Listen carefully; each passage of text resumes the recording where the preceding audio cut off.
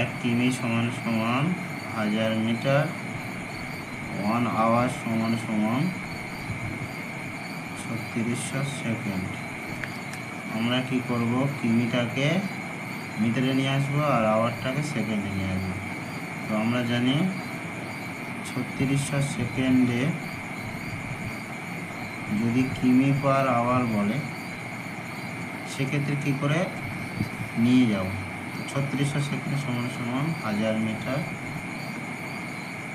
1 second সমান সমান 1000 divide by 3600, 3600 শূন্য শূন্য কাটো, 2 দিয়ে কাটো, 18 সমান 5-এর 18। তো আমার যদি বলে কিমি পার আওয়ার থেকে মিটার পার সেকেন্ডে নিয়ে যাব, তাহলে যে কিমি পার মিটার বলবে তার সাথে 5-এর 18 গুণ করে দেবো, দিলে হয়ে যাবে মিটার পার সেকেন্ড। এটি 1 কিমি পার আওয়ার, সেটাকে আমরা মিটার পার সেকেন্ডে নিয়ে আসবো কী করে, সমান সমান 1 গুণ এইটা।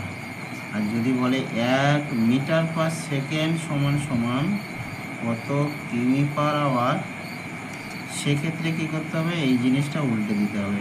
1 ইন্টু 18/5 সমান সমান হয়ে যাবে 18/5 কিমি পার আওয়ার।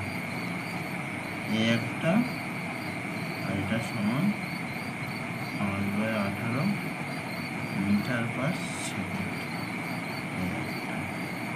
কেটে দিই।